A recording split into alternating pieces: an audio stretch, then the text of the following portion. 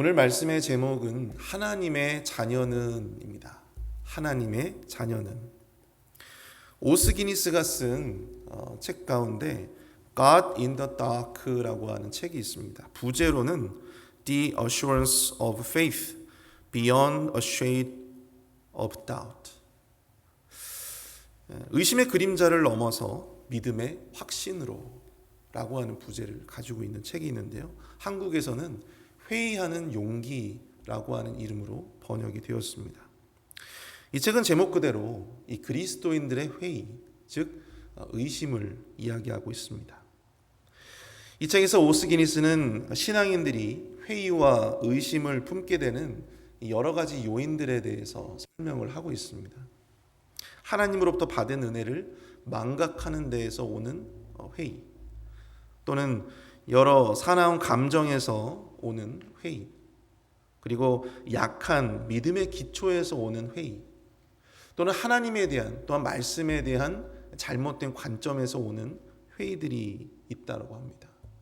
또 어떤 사람들은 헌신이 없는 이 개인적인 신앙생활에만 몰두하는 그런 헌신 없는 신앙생활에서 오는 회의, 이런 여러 가지 요인들로 말미암아 우리 그리스도인들은 자신의 신앙을 의심하게 되고 또 하나님을 의심할 수도 있고 회의할 수도 있다라고 하는 것이죠.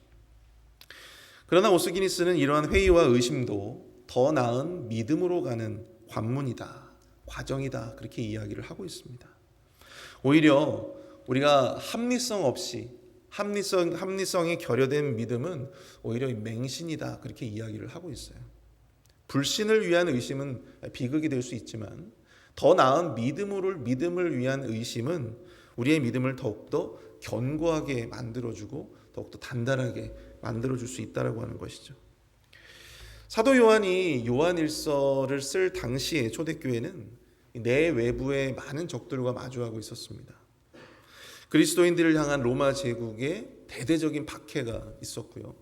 또 내부적으로는 영지주의, 그노시스라고 하는 영지주의자들에 의해서 많은 교리적인 혼탁함이 교회 안에 있었다라고 하는 사실입니다.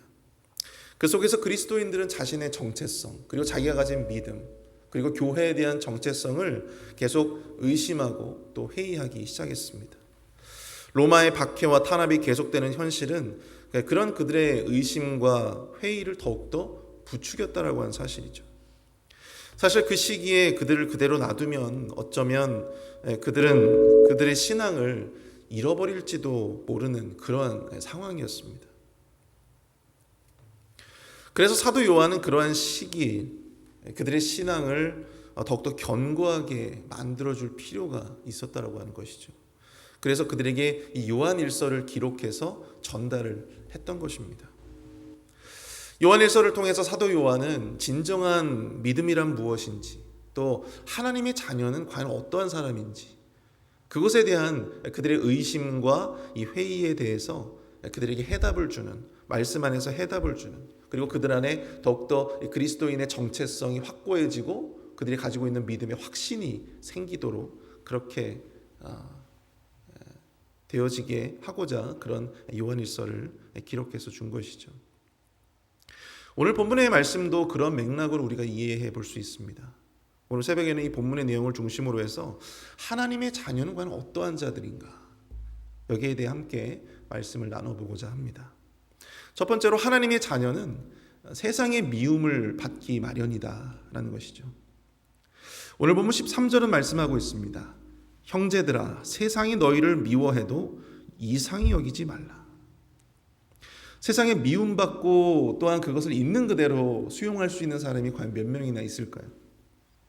이왕이면 사람들의 인정이나 또 사람들의 박수, 사람들의 칭찬을 받고 싶은 게 인지상정 아니겠습니까? 그러나 이 사도 요한은 하나님의 자녀가 세상으로부터 미움을 받는 것을 결코 이상하게 여기지 말라고 말씀을 하고 있습니다. 왜 그럴까요? 요한복음 15장 18절과 19절은 이렇게 이야기하고 있어요. 세상이 너희를 미워하면 너희보다 먼저 나를 미워한 줄을 알라. 너희가 세상에 속하였으면 세상이 자기의 것을 사랑할 것이나 너희는 세상에 속한 자가 아니요 도리어 내가 너희를 세상에서 택하였기 때문에 세상이 너희를 미워하느니라. 우리 주님은 세상이 세상에 속한 자와 자신에게 속한 자를 분리하셨습니다. 그리고 그런 분리는 이 세상 사람들의 마음을 자극하고 또 그들로 하여금 하나님의 특별한 은혜를 입은 자들, 저와 여러분들과 같은 하나님의 특별한 은혜를 받은 자들에 대한 이 시기와 질투와 미움과 증오의 마음을 부추겼다라고 하는 사실이죠. 그래서 하나님이 특별한 은혜를 입고 하나님의 특별한 선택을 입은 우리를 세상이 미워하는 것을 결코 이상히 여겨서는 안 된다라고 하는 사실을 말씀해주고 있는 것입니다. 여러분, 자신과 다름은, 자신과 무엇인가가 다르다라고 하는 이 사실은 오해를 낳습니다. 그리고 그것은 미움과 시기, 그리고 때로는 광기 어린 폭력으로 나타날 때가 있어요. 우리가 역사적으로 홀로코스트라든지 아니면 인종차별 이런 문제들을 보면 우리가 충분히 목도할 수 있는 내용입니다.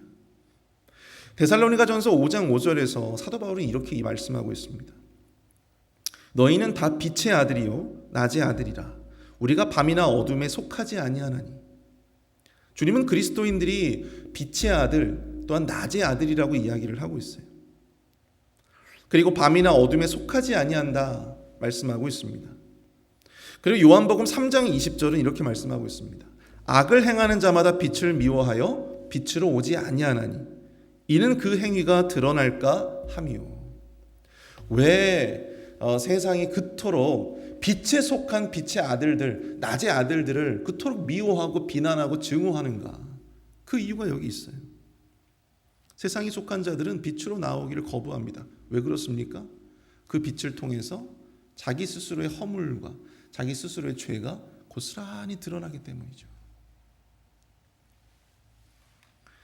우리들을 통해서 우리들의 모습을 보면 세상 사람들은 그들의 이 죄가 드러나게 되고 자신들의 연약함들이 드러나게 되기 때문에 우리를 그토록 거부하고 또한 증오하는 것입니다. 제가 전에도 한번 말씀드렸지만 여러분, 믿음의 길이요, 결코 그 믿음의 길이 꽃길이어야 한다고 여러분들 생각하지 마시기를 바랍니다. 하나님의 길은요, 아무런 방해도 없고 아무런 문제도 없고 아무런 어려움도 없을 것이라고 하는 그런 순진한 생각을 여러분들 우리의 이 생각에서 버려야 합니다. 우리의 연약함, 우리의 허물 때문에 사람들로부터 미움을 받고 증오를 받을 수 있어요. 오늘날 한국 교회에 많은 여러 가지 문제점들이 사실 존재합니다. 그리고 그것 때문에 세상으로부터 많은 비난을 받고 지탄을 받는 것 인정합니다. 근데 여러분, 아마 한국 교회나 아니면 저와 여러분들과 같은 그리스도인들이 아무런 허물이 없고 아무런 문제가 없다 할지라도 그들은 그 문제를 찾아서라도 교회를 비난하고 또 그리스도인들을 비난할 것입니다. 왜 그럴까요? 여러분, 그들이 우리를 비난하고 그들이 우리를 미워하는 것은요, 우리의 어떤 문제 때문도 있겠지만 사실 그것보다는 본질적인 차이, 본질적인 다름에서 오는 문제이기 때문입니다. 그래서 아무리 우리가 고결한 그런 윤리적인 모습으로 우리가 살아간다고 할지라도 세상은 우리를 비난할 수밖에 없고 교회를 비난할 수밖에 없는 것입니다. 오늘 말씀이 이야기하고 있는 본질적인 차이에서 오는 비난이기 때문에 그렇습니다. 세상 사람들은 지금도 그리스도인들과 교회를 향해서 너희들은 지금보다 더 나은 윤리적인 모습을 가져야 한다라고 이야기합니다. 그리고 고결하고 드높은 가치를 가지고 마치 이 군계 일학과 같은 그리스도인과 교회의 모습을 기대한다고 그렇게 말합니다. 물론 우리가 그렇게 살아야겠지만 과연 그런다고 해서 우리가 그 비난을 면할 수는 없는 것이죠. 그리스도인과 교회가 세상과 다른 모습을 보여주면 보여줄수록 여러분, 세상은 우리를 미워할 수밖에 없습니다. 그러나 그것은 우리가 두려워할 것이 아닙니다. 우리가 정말 두려워해야 될 것이 무엇일까요? 세상으로부터 미움받는 것을 두려워해야 합니까? 그렇지 않죠. 우리가 마땅히 걸어가야 할 그 길을 생각하고 우리가 마땅히 감당해야만 하는 그 일을 생각하고 우리에게 진정한 인정과 칭찬과 박수를 보내주실 궁극적인 우리 주님을 우리가 기대하며 이 길을 걸어가야 할 것입니다. 오히려 세상을 만족시키기 위해서 우리 복음의 본질을 왜곡시키고 또 우리 그리스도인으로서의 정체성, 교회로서의 정체성을 스스로 포기하는 어리석은 모습들이 여러분 교회들 안에서도 너무나 많이 일어나고 있음을 보게 됩니다. 우리가 걸어가야 될 길은 그들과 우리가 다른 존재이다라고 하는 것을 끊임없이 마음 가운데 리마인드하면서 우리가 걸어가야 할 그 길만을 생각하시는 저 여러분 될 수 있기를 축복합니다. 두 번째로 하나님의 자녀는요, 행동하는 사랑으로 그 믿음을 드러낸다라고 하는 것입니다. 행동하는 사랑으로 그 믿음을 드러낸다. 본문 14절부터 18절을 보시면 형제 사랑하는 것에 대해서 말씀하고 있어요. 14절은 말씀합니다. 우리는 형제를 사랑함으로 사망에서 옮겨 생명으로 들어간 줄 알거니와 사랑하지 아니하는 자는 사망에 머물러 있느니라. 16절 그가 우리를 위하여 목숨을 버리셨으니 우리가 이로써 사랑을 알고 우리도 형제들을 위하여 목숨을 버리는 것이 마땅하니라. 17절 누가 이 세상의 재물을 가지고 형제의 궁핍함을 보고도 도와줄 마음을 닫으면 하나님의 사랑이 어찌 그 속에 거하겠느뇨. 사도 요한은 본문을 통해서 하나님의 자녀는 말과 혀로만 사랑을 하는 자들이 아니다라고 말씀하고 있어요. 그 사랑을 실천해야 된다고 말씀하고 있습니다. 행동해야 된다. 그런데 이 말씀이요, 행동하는 그리스도인, 실천하는 그리스도인에 대해서 요한일서 전반적인 모습 가운데서 이 말씀이 드러납니다. 그리스도인이라면 하나님의 말씀대로 실천해야 된다. 행동해야 된다. 그가 왜 이렇게 행동과 실천을 강조하고 있을까요? 앞서 요한일서가 기록될 당시에 우리 초대교회가 맡고 있었던 내외부의 어려움에 대해서 제가 말씀을 드렸습니다. 당시 초대교회 안에는요, 영지주의라고 하는 그러한 사상이 아주 깊이 물들어 있었어요. 영지주의의 잘못된 영향을 받아서 잘못된 교리를 가르치는 거짓 교사들, 우리가 신약 성경에 말하는 그 교사들은 대부분 거짓 교사, 영지주의를 가르쳤던 교사들을 의미합니다. 이들의 잘못된 교리들은요, 성도들로 하여금 많은 부정적인 영향을 끼쳤습니다. 그 가운데 가장 심각했던 것이 바로 삶과 신앙을 서로 분리시키는 일이었어요. 이 영지주의라고 하는 것이 사실은 이 유대교의 율법주의, 여기에 대한 반발작용으로 반대급부로 나온 사상입니다.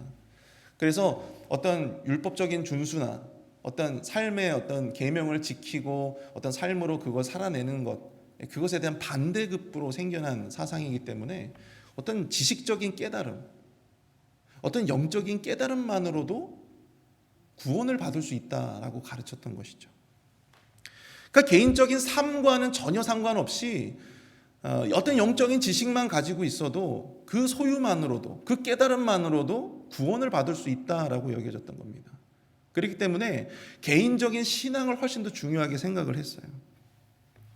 그래서 주변 사람들을 돌아보거나 아니면 봉사를 하거나 아니면 교회를 섬기는 헌신이라든가 이런 부분에 대해서는 전혀 관심을 두지 않았습니다.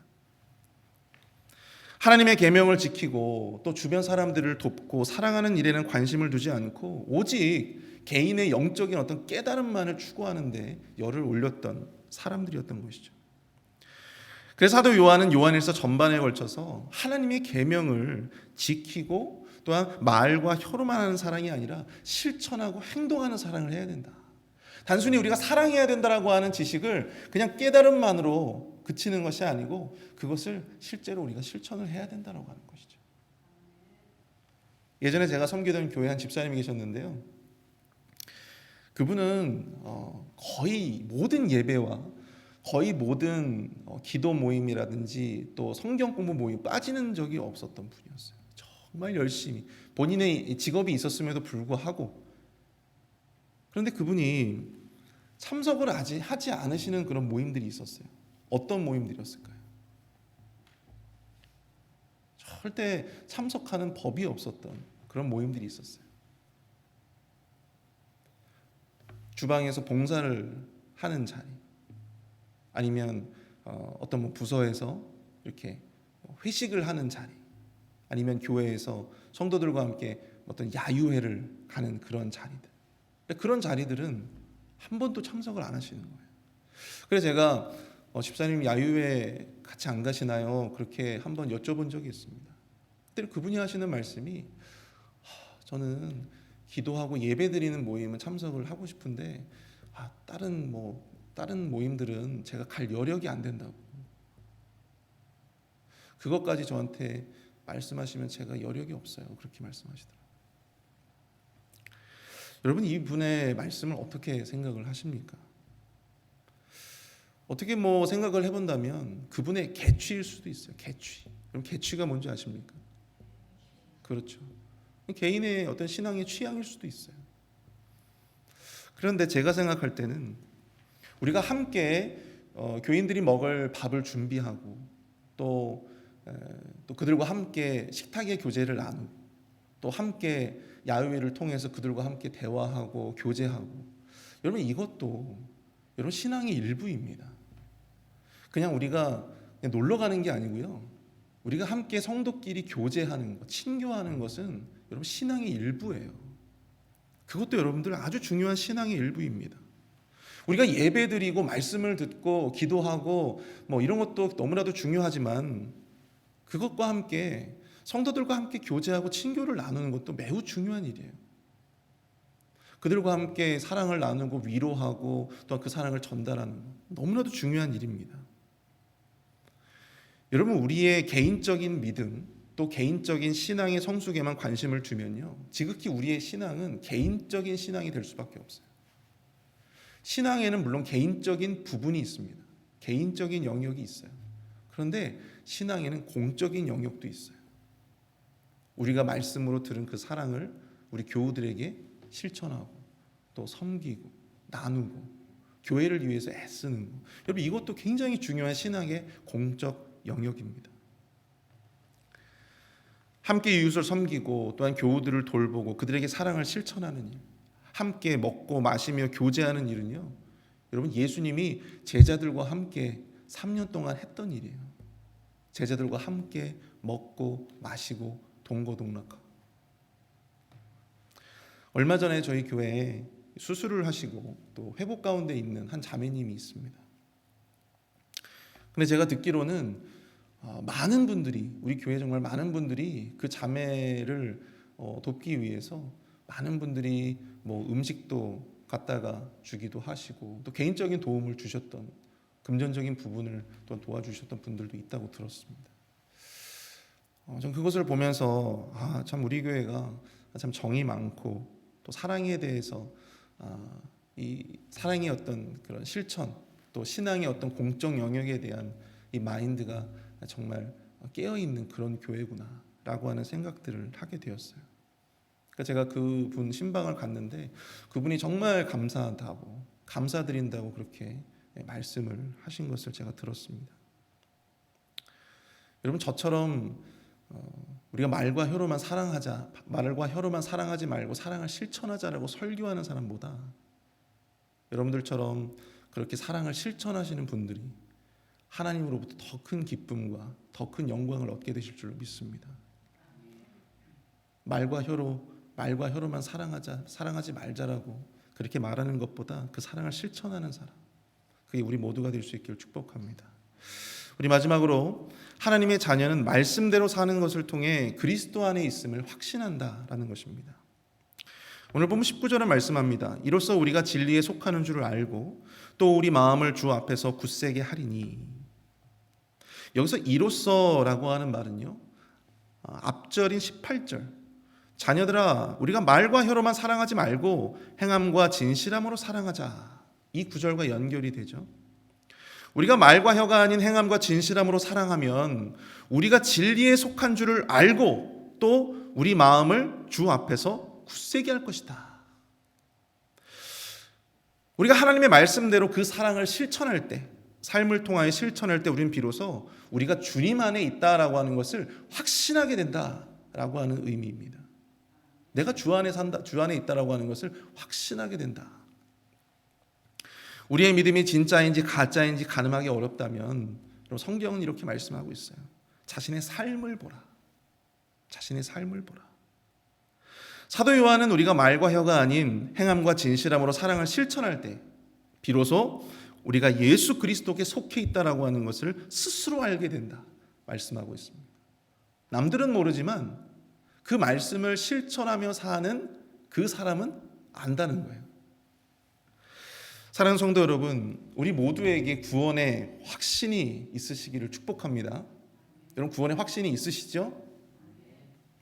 오늘 보면 19절처럼 우리 마음을 주 앞에서 굳세게 하는 것, 주 앞에서 그 믿음의 확신을 갖는 것을 의미하는데, 성경은 이 확신이 하나님의 말씀대로 살고 실천하는 것을 통해서 깨닫게 된다라고 말씀을 하고 있는 거예요. 단순히 우리가 여러분들 구원의 확신이 있으십니까? 할 때 아멘 큰 소리로 우리가 해야지 구원의 확신이 생기는 것이 아니고요. 구원의 확신은 우리가 하나님의 말씀대로 실천하고 또한 그 삶을 통해서 살아낼 때 스스로 깨닫게 된다라고 말씀을 하고 있어요. 근데 여러분, 이 말씀을 들으면 우리 마음이 참 불편해집니다. 왜 그럴까요? 하나님의 말씀대로 실천하고 또 하나님의 말씀대로 온전히 사는 거 너무나도 중요한데, 여러분들 우리의 삶을 한번 돌아보실까요? 정말 우리의 삶 가운데 하나님의 말씀대로 정말 실천하고 온전히 살아낸다라고 하는 것이 여러분들 어떠십니까? 쉬우십니까? 참 어려운 일이죠. 참 어렵죠. 어려워요. 그래서 어떤 분들은 마음 가운데 그러한 마음을 가지고 있는 분들이 있습니다. 영적으로 굉장히 민감하시고 또 기민하신 분들이 있어요. 자신의 어떤 그런 연약한 모습을 볼 때마다 양심의 너무나 큰 가책을 넘어서서 스스로에게 너무나 큰 죄의 어떤 정죄 의식을 가지고 사시는 분들이 있습니다. 아휴, 내가 이러고도 목사인가? 내가 이러고도 내가 장로인가? 내가 이러고도 내가 그리스도인이라 할 수 있나? 하면서 굉장히 큰 정죄 의식 속에서 살아가고 있는 분들이 있어요. 바로 그러한 사람들에게 오늘 사도 요한은 또한 말씀을 하고 있습니다. 우리 20절과 21절 한번 볼까요?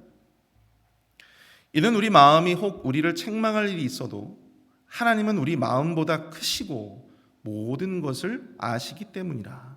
사랑하는 자들아, 만일 우리 마음이 우리를 책망할 것이 없으면 하나님 앞에서 담대함을 얻고. 여기서 하나님은 우리 마음보다 크다라고 말씀을 하고 있습니다.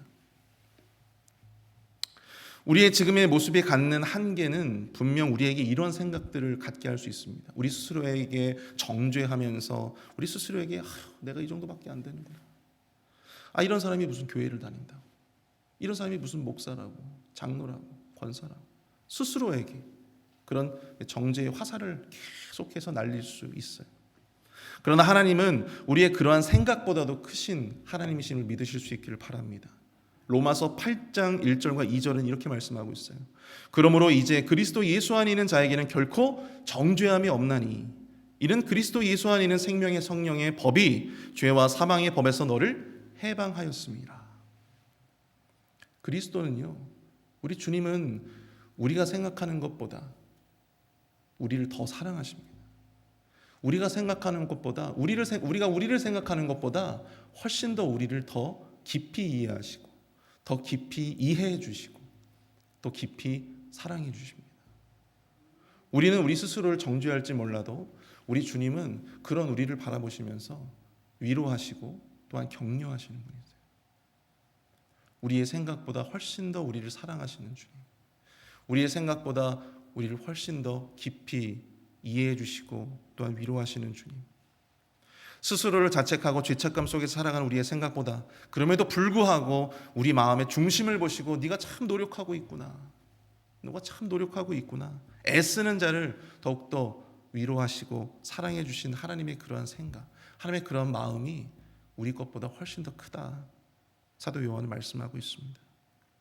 근데 여러분, 그렇다고 해서 우리가 하나님의 말씀대로 살지 못하는 것에 대한 핑계를 우리가 이 말씀을 통해서 들어서는 안 될 것입니다.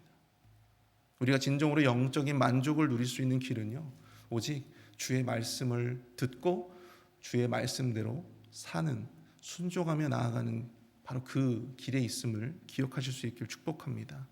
마지막으로 본문 24절 보시면 그의 계명을 지키는 자는 주 안에 거하고 주는 그의 안에 거하시나니 우리에게 주신 성령으로 말미암아 그가 우리 안에 거하시는 줄을 우리가 아느니라. 우리가 주의 계명대로 서로 사랑할 때 비로소 우리는 주는 우리 안에 거하는 온전한 영적인 만족, 주와 내가 하나가 되어지는 온전한 영적인 만족을 누릴 수 있게 되는 것입니다. 그리고 하나님이 주신 말씀대로 살아가는 그런 삶의 상황 속에서 우리의 회의와 의심을 넘어서 더욱 하나님의 자녀로서 강한 믿음과 정체성 그리고 확신을 얻게 될 줄로 믿습니다. 우리 이 시간 함께 말씀을 생각하면서 함께 기도하길 원합니다.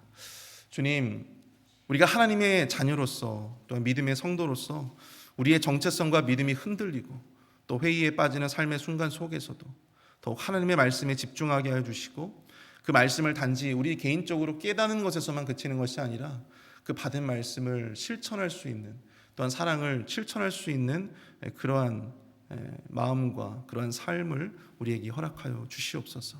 또한 그것을 통해서 그리스도와 함께하고 있음을, 내가 그리스도 안에 거하고 있음을 확신할 수 있는 우리의 신앙이 되게 하여 주시옵소서. 우리 시간 함께 아울러 기도하실 때 우리 교회 사랑방을 섬기는 목자, 부목자님들 위해서 기도합니다. 목자로서 부목자로서 사랑방을 섬긴다는 것에 대한 부담보다도 감사와 기쁨으로, 정말 그 안에서 넘치는 감사와 기쁨으로 자신의 힘과 능력이 아니라 주시는 힘과 능력으로 그 모든 사명들을 감당할 수 있도록 인도해 달라고, 또 사람들로부터 상처도 받고 오해 살 때도 있겠지만 그럼에도 불구하고 그 길을 묵묵히 걸어갈 수 있는 영적인 능력을 허락해 달라고 우리 시간 함께 말씀을 생각하며 또한 우리 사랑방을 섬기는 목자 부목자님들 생각하며 함께 기도합니다.